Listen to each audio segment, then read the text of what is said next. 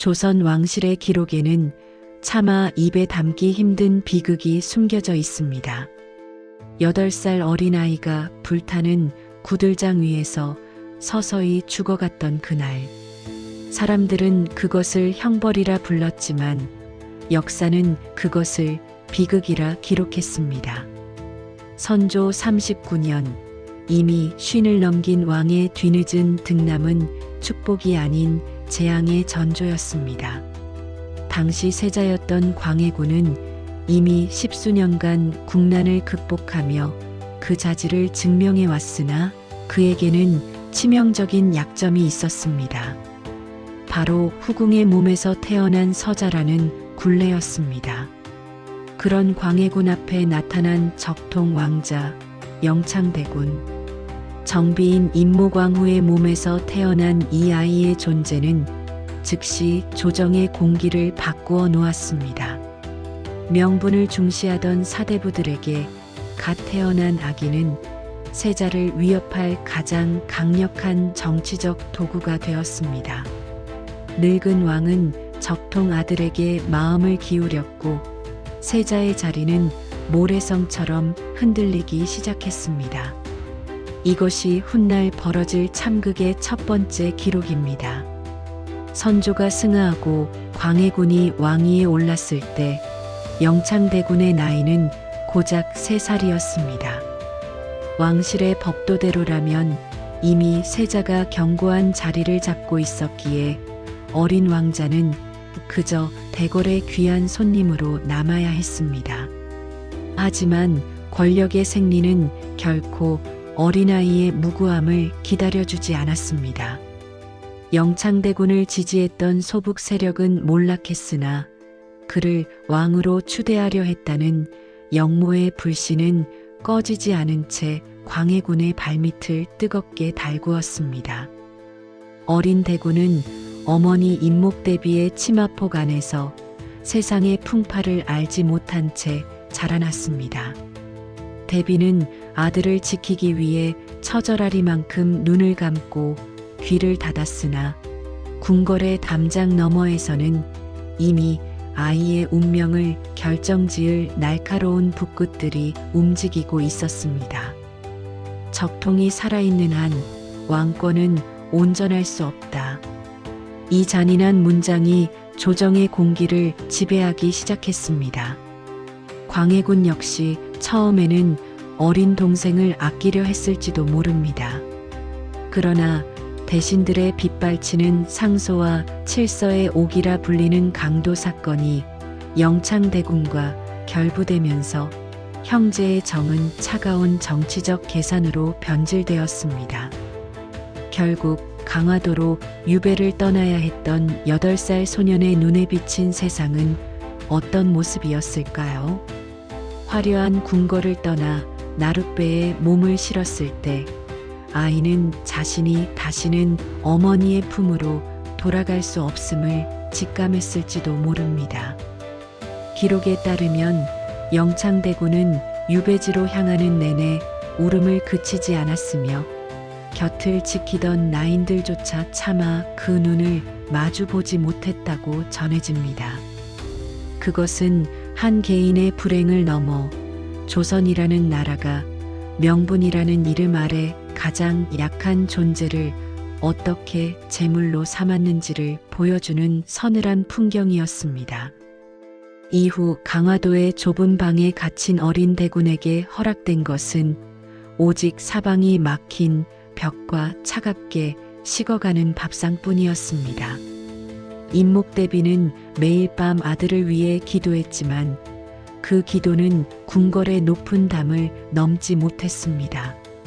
권력이라는 괴물은 이제 막 피어나기 시작한 어린 꽃봉오리를 짓밟기 위해 서서히 발을 내디뎠습니다. 개축년의 봄은 잔인했습니다. 이른바 칠서의 옥이라 불리는 사건이 터져 나오며 조정은 피바람에 휩싸였습니다. 서양갑, 박응서 등 서출 출신의 7명의 선비들이 대낮에 상인을 죽이고 재물을 약탈한 이 단순한 강도 사건은 권력의 실세였던 이이첨의 손을 거치며 거대한 정치적 음모로 탈바꿈합니다. 그들의 자백 속에는 믿기 힘든 이름이 등장했습니다.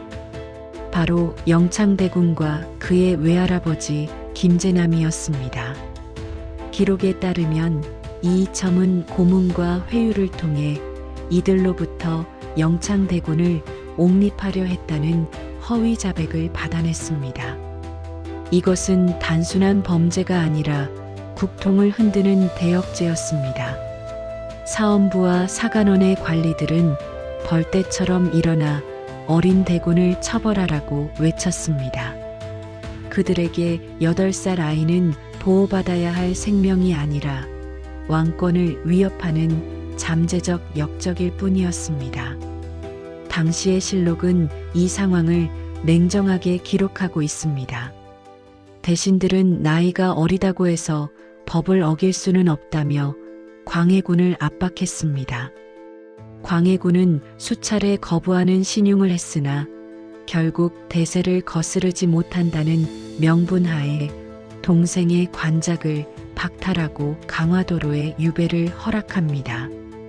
하지만 이것은 유배가 아니었습니다.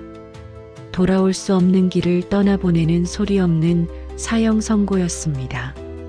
임목대비는 피눈물을 흘리며 울부짖었습니다. 아이가 무슨 죄가 있단 말입니까? 차라리 나를 죽여주십시오. 그러나 대비의 비명은 권력이라는 거대한 톱니바퀴에 짓눌려 사라졌습니다.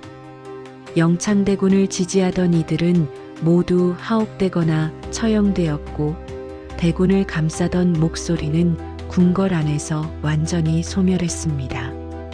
기록은 이 시기를 공포가 정의를 이긴 순간으로 정의합니다.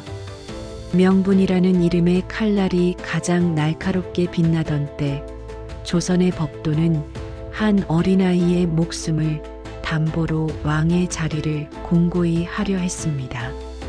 하지만 실록의 행간을 자세히 읽어보면 당시 백성들의 시선은 달랐음을 알 수 있습니다. 거리의 사람들은 어린 대군이 무슨 역모를 알겠느냐며 혀를 찾고 강화도로 떠나는 배를 보며 남몰래 눈물을 훔쳤다는 야담이 전해집니다. 기록된 역사는 승자의 논리를 대변하지만 기록되지 않은 민심은 8살 소년의 등 뒤에 드리운 짙은 가림자를 이미 읽어내고 있었던 것입니다. 강화도 부근의 작은 섬 교동으로 옮겨진 영창대군의 처소는 집이라 부르기 민망할 정도의 작은 방이었습니다. 기록에 따르면 대군이 머물던 방은 가시 울타리, 즉 위리안치의 형벌보다 더 가혹한 감옥과 같았습니다.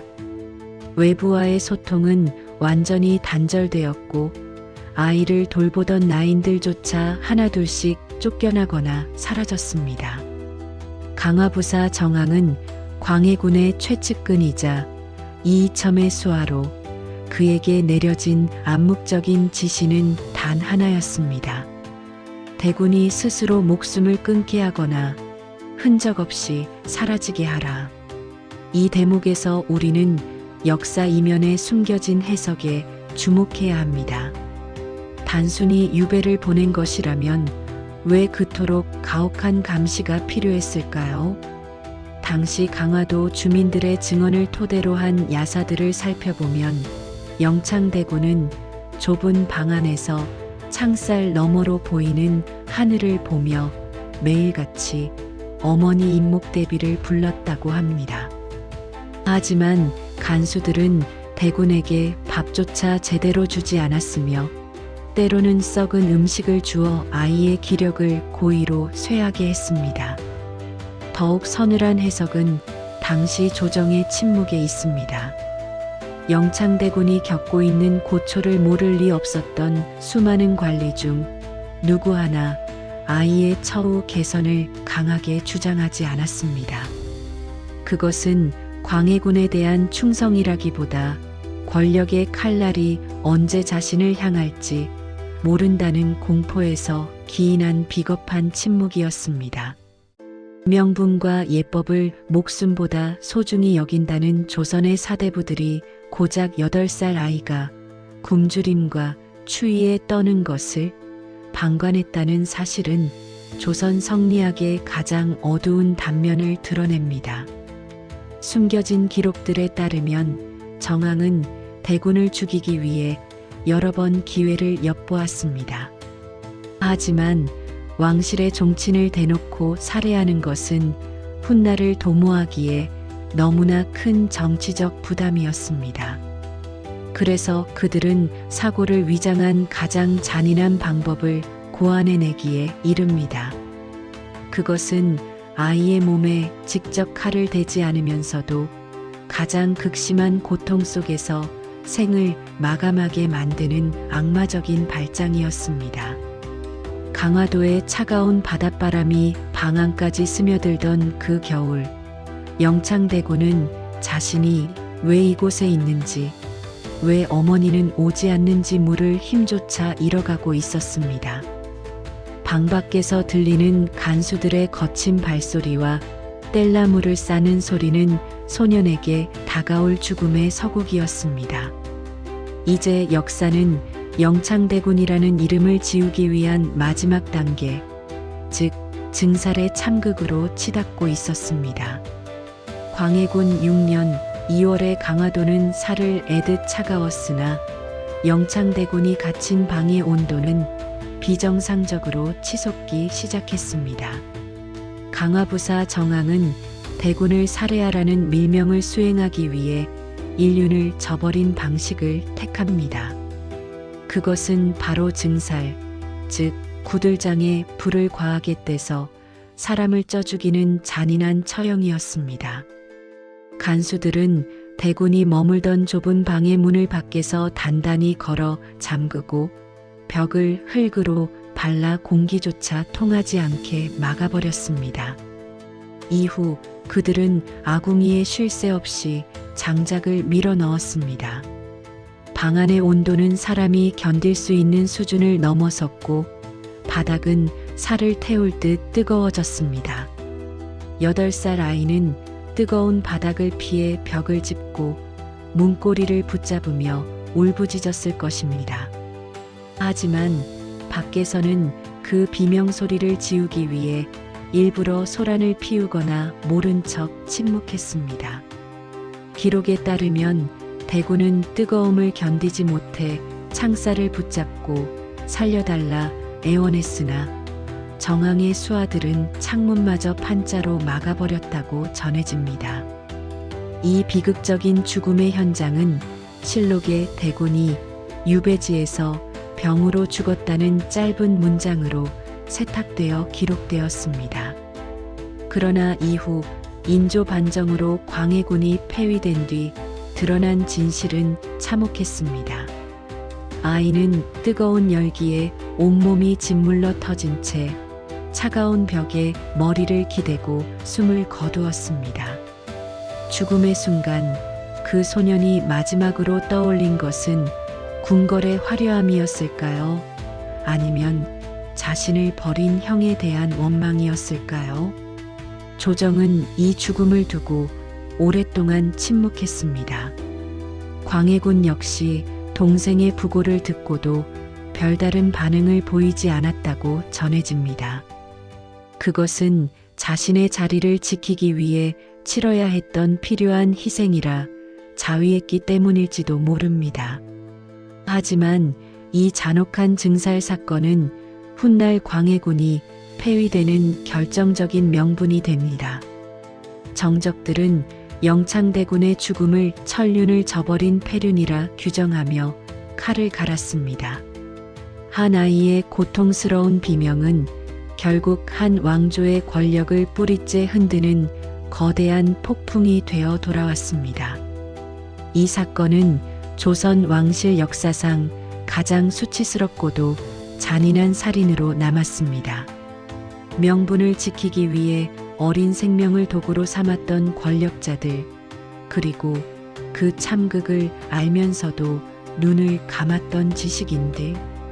영창대군의 죽음은 단순한 개인의 비극을 넘어 인간의 욕망이 어디까지 잔인해질 수 있는지를 보여주는 서늘한 증거입니다. 뜨겁게 달궈진 구들장 위에서 꺼져간 8살의 생명은 조선이라는 나라가 짊어져야 할 영원한 부채가 되었습니다. 영창대군이 세상을 떠난 지 수백 년이 흘렀으나 강화도 교동의 바닷바람은 여전히 그날의 비명을 기억하는 듯 매섭게 불어옵니다. 이제 우리는 역사가 남긴 이 잔인한 흔적 앞에서 하나의 질문을 던져야 합니다. 과연 무엇이 8살 아이를 불타는 방으로 몰아넣었는가 하는 점입니다. 그것은 광해군이라는 한 인물의 잔혹함이었을까요? 아니면 권력을 유지하기 위해 누군가의 희생을 당연시했던 시스템의 괴물 같은 본성이었을까요? 조선의 사대부들이 그토록 숭상했던 성리학은 인과 의를 최고의 가치로 삼았습니다. 하지만 그들은 명분이라는 더 큰 가치를 수호하기 위해 눈앞에서 벌어지는 천륜의 파괴를 묵인했습니다. 적통 왕자가 살아있으면 나라가 어지러워질 것이라는 그들의 논리는 결국 한 생명의 존엄성보다 통치의 편의성을 우선시한 비겁한 변명에 불과했습니다. 왕관의 무게를 견디기 위해 동생의 피를 손에 묻혀야 했던 광해군 역시 그 권력의 무게에 짓눌려 결국 자신이 지키려 했던 왕좌에서 비참하게 끌어내려졌습니다. 오늘날 우리는 더 이상 왕조 시대에 살고 있지 않습니다. 하지만 우리 사회는 여전히 대의나 조직의 이익을 위해 소수의 희생을 강요하고 있지는 않습니까? 효율과 성과라는 이름 아래 가장 보호받아야 할 약자들의 목소리를 외면하고 있지는 않은지 되돌아보게 됩니다. 영창대군의 비극은 박제된 과거의 이야기가 아니라 권력이 인간성을 상실했을 때 어떤 참극이 벌어지는지를 보여주는 영원한 경고장입니다. 역사는 말합니다. 누군가의 희생 위에 세워진 평화는 결코 오래가지 못한다고 말입니다. 강화도의 차가운 흙 아래 묻힌 소년의 짧은 생애는 오늘을 사는 우리에게 묻습니다. 당신이 지키고자 하는 가치는 한 인간의 생명보다 소중한 것입니까? 우리가 역사를 배우는 이유는 단순히 지식을 쌓기 위함이 아니라 다시는 이 땅의 뜨거운 구들장 위에서 울부짖는 아이가 없도록 하기 위함일 것입니다. 기록에서 삭제되려 했던 소년, 그러나 역사가 끝내 잊지 못한 이름 영창대군. 그의 슬픈 이야기는 여기서 멈추지만 그가 남긴 질문은 이제 우리의 몫으로 남았습니다.